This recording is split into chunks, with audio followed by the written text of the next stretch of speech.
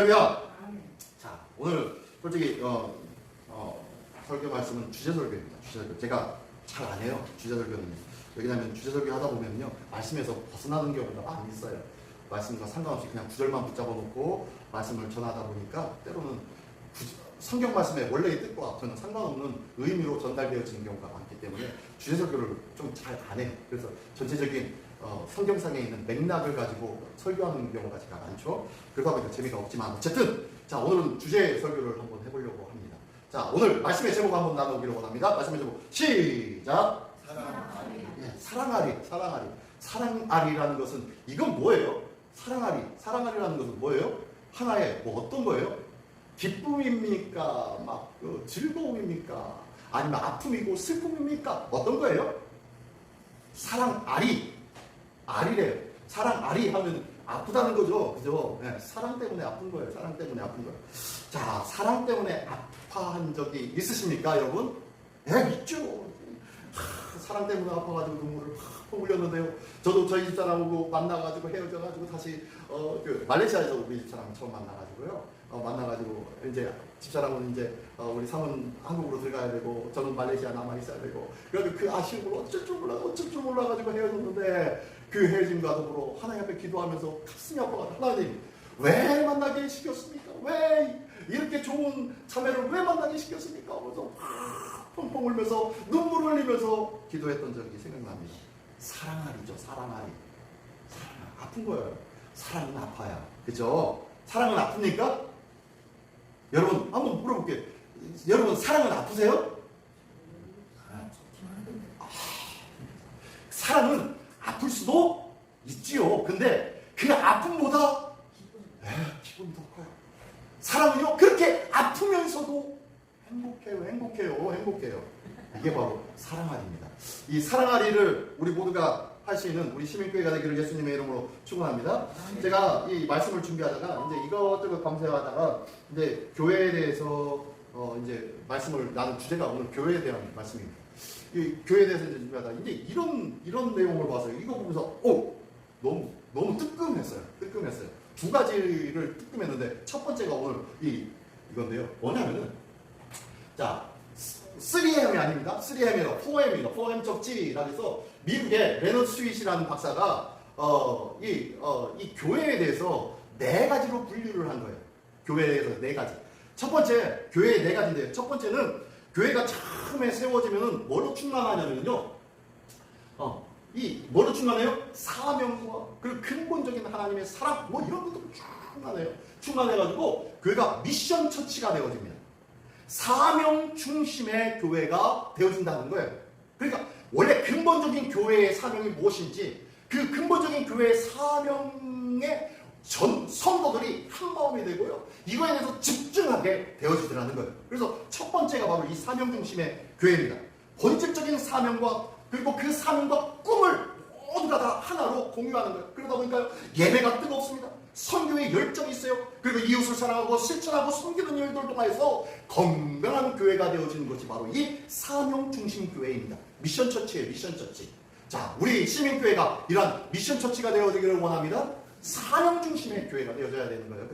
근데 이 기간이 조금 지나면은요, 이제 교회가 어떻게 됩니까? 조금 부흥을 해요. 그러다 보니까요, 이 교회가 조직을 갖게 되어지고 관계가 되어지고 그 조직마다 또한 새로운 사역과 새로운 프로그램으로 교회가 막 활동적으로 움직이게 되어집니다.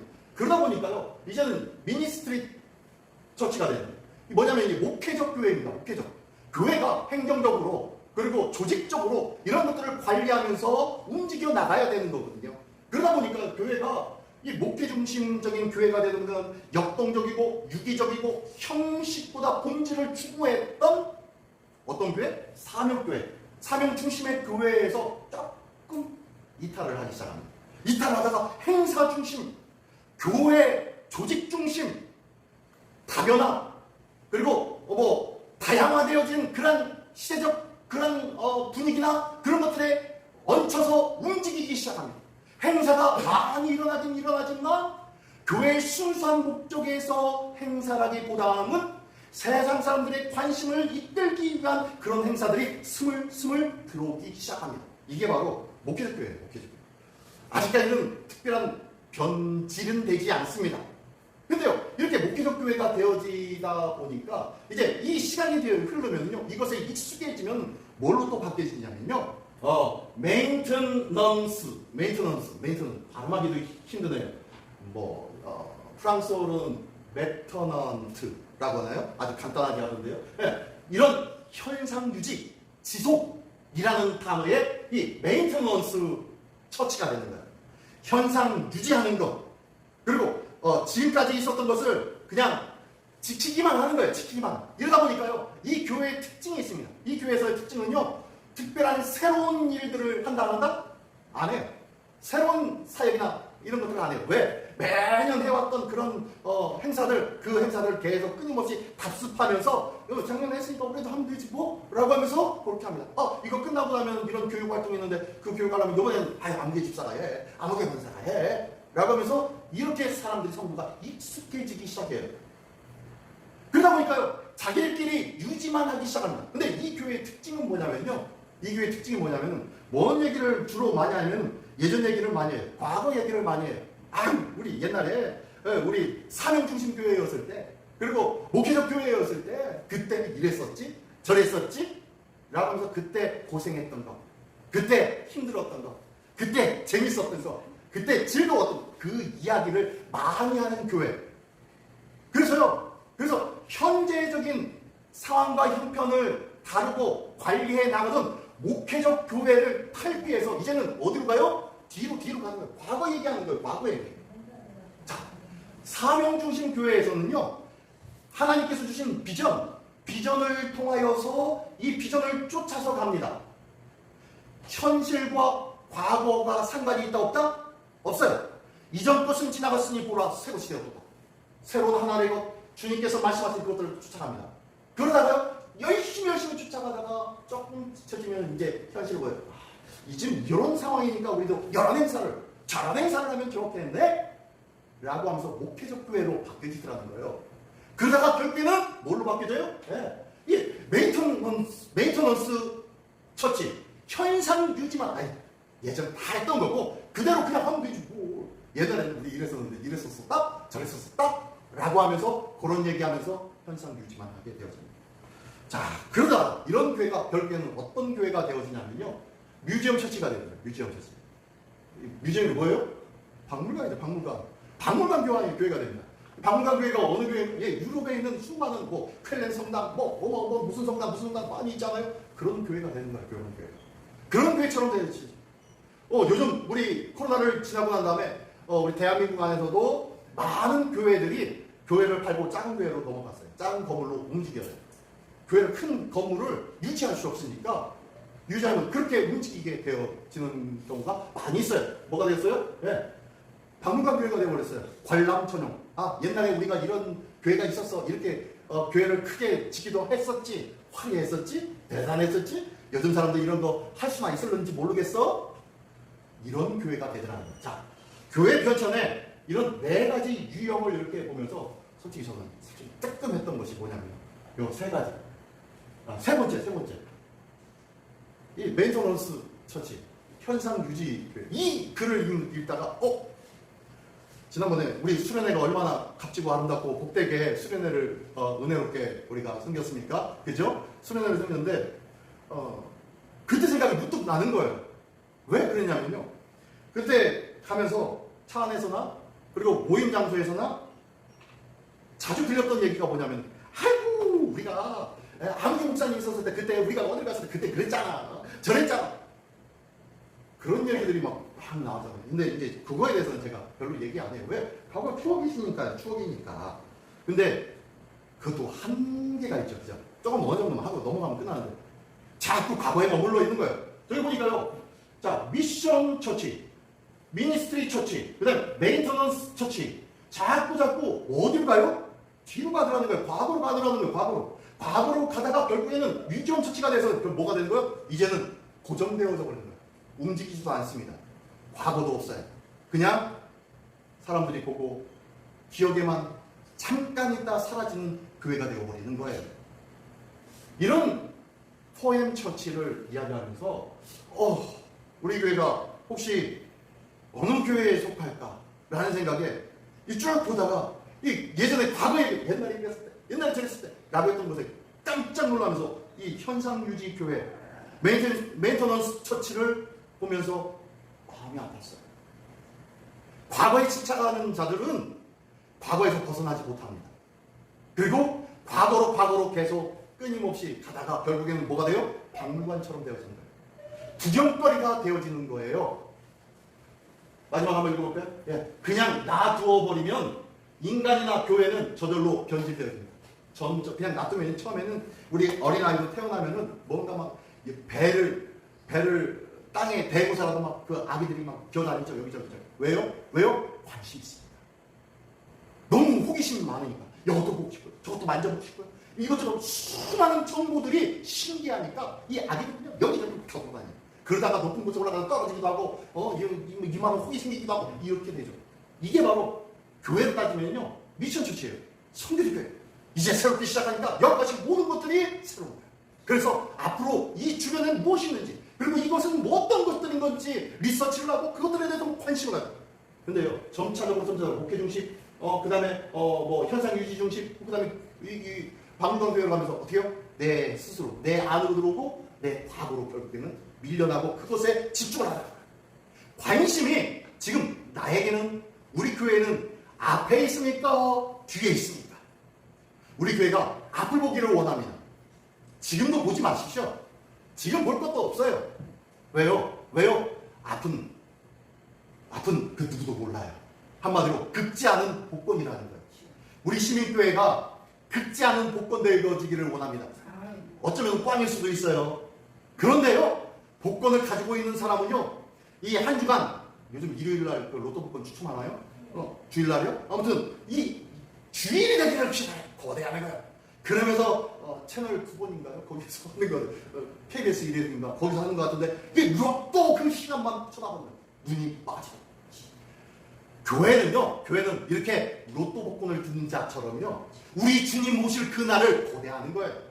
고대하며 사는 것이 바로 우리 성도들인 줄 믿습니다. 사명 중심의 교회가 되어지기를 원합니다. 자, 이런 교회 4가지 성질이 있는데, 교회가 이렇게 그냥 내버려두면요, 이거는 뭐 어떤 법칙이 아니라 교회를 그냥 자연스럽게 내버려 두면은 그냥 이렇게 된다는 거예요. 그러면 이렇게 되지 않으려면 어떻게 해야 됩니까? 이렇게 되지 않으려면은 날마다 저 미션 처치 중심 뭐예요? 예, 하나님의 본질적인 사명 중심으로 계속 돌아가야 되는 거예요. 교회가 계속 끊임없이 미션 처치가 되어져야 된다는 거예요. 새로운 미션을 발견해야 된다는 거예요. 미션이 선교 뭐 이런 것이 아니라요. 미션 사명입니다. 사명. 나에게 주신 사명이 무엇인지 이 사명을 가지고 열심히 살아가고 무언가 하나님 앞에 이것 때문에 붙잡고 기도하면서 하나님 내가 이 교회에 우리 중명 없는 교회를 위해서 이렇게 헌신하려고 하는데 이것이 부족하네요. 우리 교회에 주님 이거 채워주십시오 하면서 막 부여잡고 기도하는 그러한 교회, 이 교회가 바로 미션 처치라는 거예요. 이 귀한 미션 처치로 돌아갈 때야 비로소 우리 교회는 날마다 생명력 있고 생동감 있는 교회가 될 줄 믿습니다. 자, 우리 교회가요. 자, 이렇게 본질적인 것으로 다시 돌아가야 되는데, 본질적인 것 중에서 오늘 말씀의 제목이 뭐였죠? 네, 사랑하리.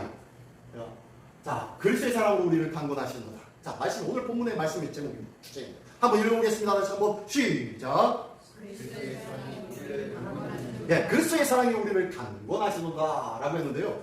자, 본질적인 교회의 본질 뭐예요? 사랑입니다. 사랑. 자, 첫 번째 교회의 본질, 그 본질로 돌아갈 때 가장 중요한 것이 첫 번째가 사랑이라는 거예요.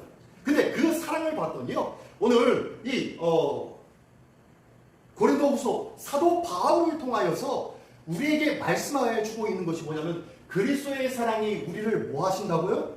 강권하신대요. 강권. 자, 강권하다라는 것이 무언가요? 강권. 자, 강권은 헬라어로 슈네코라고 합니다. 슈네코. 이 슈네코라는 단어의 뜻은 이러합니다. 한번 읽어볼까요? 함께 잡다. 시작. 함께 잡다, 강요하다, 공경에 빠뜨리다, 괴롭히다, 억압하다, 누워 앓다. 자, 여기 보니까요, 이 강권하다라는 뜻이 이런 뜻이에요. 이런 뜻인데 강권이라는 것은요, 확 휘어잡다라는 뜻이 강권하다는 거예요. 근데요, 어느 정도로 휘어잡는가 봤더니요, 강요하는 거예요. 그리고 공경에 빠뜨릴 정도로 꽉 가두어서 어쩔 수 없이 행할 수 있도록 어쩔 수 없이 그냥 꼼짝 못하도록 만들어버리는 것이 강권하다라고 얘기하는 거예요.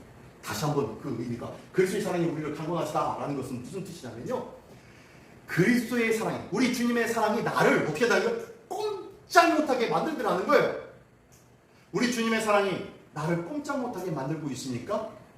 정말로 우리 주님의 사랑이 나를 꼼짝 못하게 만들어서 나를 새롭게 하고 나를 정말로 하나님의 말씀과 또한 뭐 미션처치처럼 근본적인 교회로 돌아갈 수 있도록 우리의 마음과 생각을 그렇게 하고 있나요? 모르죠. 그건 모르죠. 자, 볼게요. 자, 보니까요.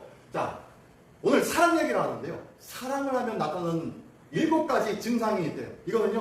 이거는 제가 뭐 이렇게 찾아본 것이 아니라요. 네, 찾아봤는 게 아니라 찾아봤는데 이게 그냥 어떤 사람이 낭설로 이야기하는 것이 아니라 의학적으로 또한 심리적으로 다 증명이 된 그런 사실입니다. 자, 첫 번째, 사랑하는 사람은 첫 번째 뭐 한다고요? 따라한대요. 자, 미국 행동학자 볼비라는 사람에 의하면요, 그 사람이 사랑에 빠졌을 때에 상대방의 좋은 점을 닮으려는 동조 현상이 일어난다는 거예요. 그래서 내가 좋아하는 그 사람을 보면요, 똑같이 닮아 보고 싶은 마음, 그런 욕구가 강하게 나타난다는 거예요. 그래서 그 사람이 좋아하는 음식, 그 사람이 좋아하는 음악, 그 사람이 다니는 그런 취미생활, 뭐 이런 것들을 관심 있어 하고 그것들을 나도 한번 해보려고 한다는 거예요. 사랑에 빠지면 첫 번째, 따라하는 거예요. 따라하는 거예요. 우리 주님을 사랑하기를 원합니다. 이웃을 사랑하기를 원합니다. 네. 그래서 사랑하는 사람끼리는 뭐 한다고 하죠? 닮는다고 하죠. 자, 그리고 두 번째는요, 사랑을 하면 입꼬리가 올라간대요. 입꼬리가 올라가면 뭐 한다는 거예요? 좋아 죽는대요. 사랑에 빠지면은 뇌에서 페닐에틸라민이 분비가 된대요. 그리고 도파민이 분비가 된대요. 이것이 기분을 좋게 하는 그런 요소인데요. 이런 것들로 인해서 사람이 막 흥분하게 되어지고, 그리고 사랑하는 사람과 함께 있으면 나도 모르게 웃음이 막 나오는 거예요. 사랑하는 사람과 함께 있으면요, 그 사람만 있으면 얼굴이 막 빨개지는 거예요. 사랑하는 사람만 있으면요, 기분이 막 흥분돼서 어쩔 줄 모릅니다. 좋아합니다. 이게 바로 사랑하면 나타나는 두 번째 증상이에요. 자, 세 번째 증상은 사랑하는 사람이 있으면은, 사랑을 하면은요, 침이 마른대요. 이거 의학적으로, 생물학적으로 증명되어진 겁니다. 자, 사랑에 빠지면은 사람이 긴장감이 시작된다는 거예요. 사랑하는 사람이 눈앞에 있으면은 그 사람을 보면서 이 사람이 긴장을 하게 되는 거예요. 교감신경계가 막 활동을 막 개시하게 되어지고, 교감신경계에서 활동이 시작되어지면 심장박동이 막 빨라지고, 그러면 혈압이 막 상승하게 되고, 그래서 아까 말씀드린 대로 얼굴도 빨라지고, 또 심한 사람은 소화불량까지도 나타난다는 거예요. 더 심한 사람은 숨을 못 참는데, 숨쉬기가 과호흡이 되어가지고 기절까지도 한다는 거예요. 그래서 사랑하는 사람이 어떻게 해요? 너무 좋아가지고 뽀뽀하다가 기절하는 일들이 있죠. 간혹 나오죠. 해외 토픽에 첫사랑에 하는 사람인데, 그 사람이 처음 뽀뽀를 하다가 너무 흥분돼가지고 호흡을 제대로 못해가지고 입을 막고 있으니 어떻게 호흡을 해? 코로 호흡해도 되는데 코까지 막 그 콧구멍에 그 공기를 왔다 갔다 할 그런 여유가 없었나 봐요. 너무너무 긴장돼서. 그래가지고 이게 호흡이 안 되니까 그냥 기절하기도 한다는 거예요. 이런 것이 바로 이 침이 마르는 일들이 나타나는. 또요, 사랑을 하면 감기를 막아준대요. 감기를. 이민효글로빈이라는 것들이 사랑을 하면은 혈액 가운데 많이 분비가 된대요. 이것이 많이 분비되어지는데, 이것이 뭐냐면요, 면역력과 관계가 된다는 거예요. 이 이민효글로빈이 많이 분비가 되면요, 면역 세포가 증강하게 되어진대요. 그래가지고 뭐 감기 같은 건데 거뜬하게 이긴다는 거예요. 코로나도 이기는 줄 믿습니다. 자, 어쨌든 그렇고요. 그다음에 또 사랑을 하면은 살도 빠진대요. 자, 살찌신 분들, 제가 조금 그런데요. 살찌신 분들 사랑하기를 원합니다. 자, 살찐 사람들 다이어트 밥 안 먹고 어디 다이어트 뭐 이런 데 가지 마시고 사랑하기를 원합니다. 사랑하면 살도 빠진대요. 왜 그러냐면은 이 사랑이라는 그 자체가 어마어마한 고된 노동이래요. 그래서 연인 간에 스킨십을 하는데요. 그 스킨십을 하면은요, 어마어마한 열량이 막 소비된다는 거예요. 뭐 키스를 한다든지 포옹을 한다든지 손을 붙잡으면요. 손잡으면 손에서 막 땀이 쫙 나잖아요. 왜요? 막 열량이 막 심장이 두근두근고 막 어쩔 줄 몰라서 열량이 막 소비되어지는 거예요. 그래서 열량이 많이 소비되어지는데 뺨에 뽀뽀를 할 때는 3.8 칼로리가 소비된대요. 근데요, 입에서 프렌치 키스, 아주 깊은 키스를 하면 12칼로리나 무려 이렇게 소비가 되어지고, 또 거기에다가 29개의 근육이, 인체에 있는 29개의 근육이 막 움직인다는 거예요. 그러니까 어마어마한 칼로리가 소비된다고 합니다. 사랑을 하십시오. 운동 안 해도 살이 쭉쭉 빠진대요. 자, 어쨌든 그럼 사랑하면 또 착해진대요. 사랑하면요, 그 기분 유지 효과라는 것이 시작되어진다는 거예요. 그래서 이왕이면 사랑을 하면 더 착해지려고 유쾌하고 행복한 감정을 지속하려고 한다는 거예요. 그래서요, 더 기분 좋은 일들에 열심히 하려고 해요. 그냥 대충 아이고 이랬던 것들도 기분 좋은 일들이 있다면요, 조금 힘들어도, 조금 어려워도, 조금 꺼려했던 일들도요, 그것이 기분을 좋게 한다면요, 열심히 하려고 하는 마음이 생긴다는 거예요. 그래서 사랑을 하면은 마음이 착해져요. 사랑을 하면 예뻐지고 착해지는 줄 믿습니다. 자, 사랑하십시오. 그리고 마지막으로 사랑을 하면요, 왼손을 내민대요. 왼손을 내민다라는 뜻이 뭐냐면요, 사람의 우뇌와 자뇌, 이거 낭설이라고도 얘기하기도 하는데, 어쨌든 사람의 우뇌와 자뇌가 있는데, 그 이성적인 것은 사람의 어떻게 해요? 왼쪽 뇌가, 그리고 감성적인 것은 사람의 오른쪽 뇌가 담당을 한다고 해요.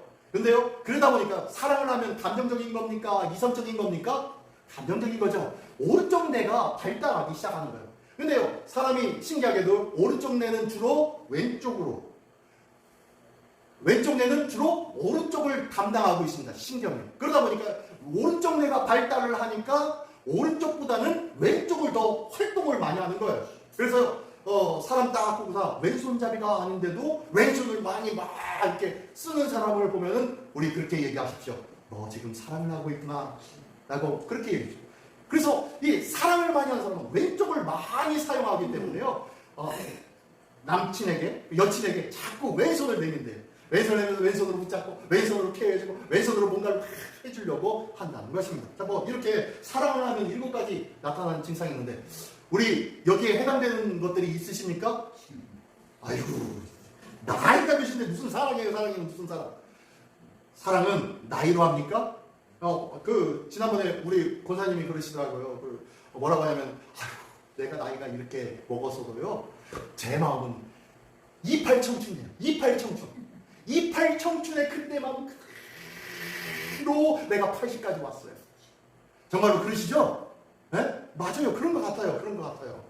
마음은 변하지 않아요. 마음은. 여러분들, 나이가 많다고 사랑을 못하느냐? 아니잖아요. 그죠? 왜냐하면 사랑할 만한 기력이 없어서 못하는 거지. 안 그렇잖아요? 그렇지 않으세요? 네. 기력이 없어서 못하는 거지. 기력 있는 만큼 사랑하고 싶어요. 기력 있는 만큼 자녀들을 사랑해주고 싶고, 기력 있는 만큼 나의 아내와 남편을 사랑해주고 싶어요. 기력 있는 만큼 우리 교회 성도들을, 이웃을 사랑해주고 싶은 것이 우리의 마음 아니에요. 그죠? 이 마음이 바로 사랑의 마음이라는 거예요. 자, 사랑의 마음으로 이 7가지가 우리 시민교회는 차고 넘치기를 원합니다. 예, 자, 이렇게 쓸데없는 이야기로 7가지를 했는데요. 자, 오늘 본문의 말씀으로 다시 돌아오면요, 그리스도의 사랑이 우리를 강건하다, 우리를 확 휘어잡는다고 말씀합니다. 이 확 휘어잡는데 어느 정도 휘어잡는지, 이 뭐라고, 시네코라는 단어가 성경의 다른 쪽에서 어떻게 쓰여나 볼게요. 성경의 다른 쪽에 누가복음 4장 38절입니다. 한번 읽어보겠습니다. 시작. 예수께서 일어나 시몬 장로가 중한 열병을 앓고 있는지라. 자, 이거 무슨 내용인지 알죠? 예, 예수님이 이제 시몬 베드로를 제자를 삼아서 데리고 다니는데 제일 먼저 시몬 베드로 집에 갑니다. 장모 집에 갑니다. 그랬더니 이 장모님이 어떻게 했어요? 심한 열병에 사로잡혀가지고 꼼짝달싹 못하고 있는 거예요. 심한 열병에 사로잡혀서 뭐 어떻게 해요? 꼼짝달싹을 한다 못한다? 못한다는 거예요. 여기서 이 앓고 있는, 열병을 앓고 있는지라 라겠는데, 이 앓고 있다 라는 이것이 뭐냐면 시네코예요. 시네코. 그러니까 열병에 확 휘어잡혀가지고 꼼짝달싹을 할 수 있다 없다? 없는 거예요. 그리스도의 사랑이 우리를 강건하시도다. 그리스도의 사랑이 우리를 확 휘어잡아도다. 꼼짝달싹하지 못하다.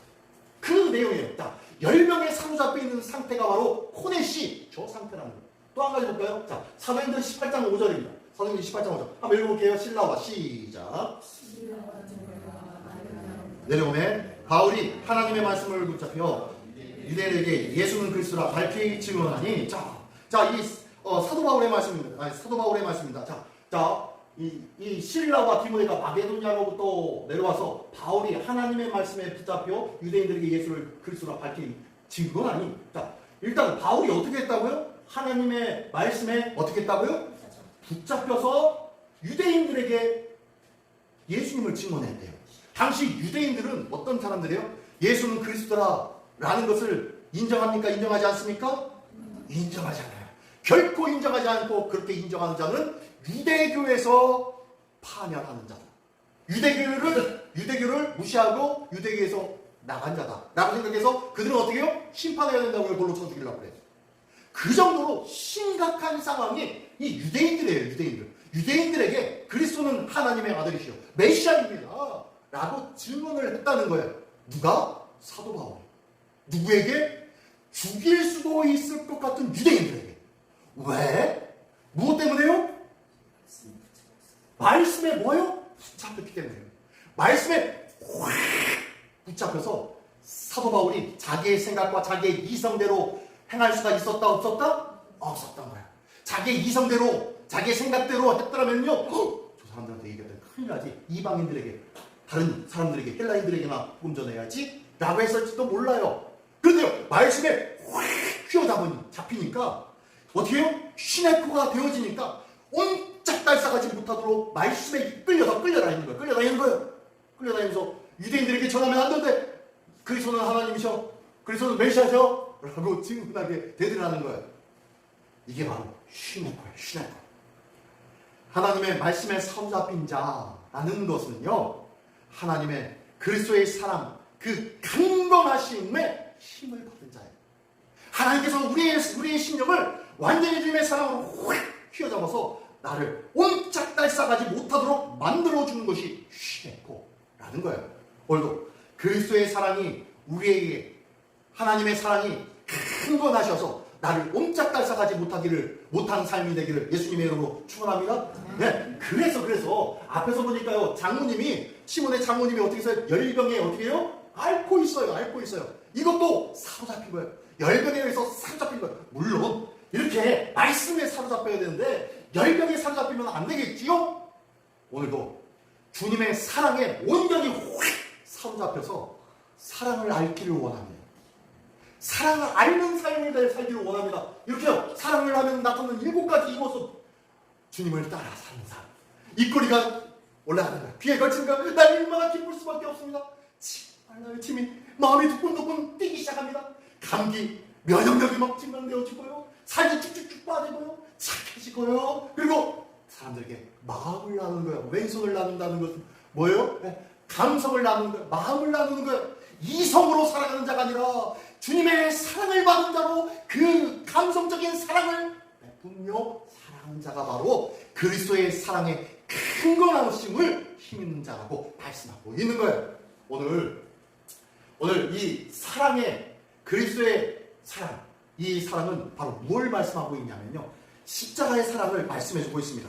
오늘 본문의 말씀에 보면요, 자, 다시 한번 읽어볼게요. 다시 한번 오늘 본문의 말씀.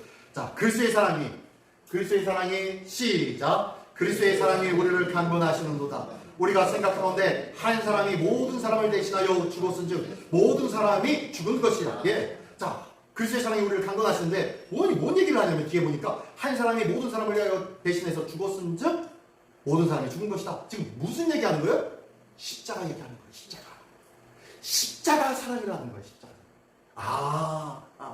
지금 사랑하리라는 것은요, 그리스도의 크신 사랑이 나를 강건하시고 나를 확 휘어잡아 주셔서 나를 사랑의 풍덩 담궈 주셨는데, 이 사랑을 어떻게 해요? 누리라는 거예요. 사랑하리라는 것은요, 이 사랑은 아까 처음에 얘기했죠. 사랑은 힘들고 아픕니다. 그러나 힘들고 아파도 그것이 뭐예요? 행복하고 즐거워요. 이게 바로 사랑인데요, 이 귀한 그 사랑의 흠뻑 빠져서 그 사랑 안에 머무르라고 말씀하고 있는 거예요. 사랑 안에서, 그리스도의 사랑 안에서 결단코 빠져나가지 못하도록 우리를 붙잡고 계시기를 원하시는 분은 누구시다? 하나님이시라는 거예요. 아, 그러면 우리도 그 사랑, 그리스도의 사랑처럼, 저 십자가의 사랑처럼 많은 사람들에게 십자가의 사랑처럼 베풀고 나누라고요?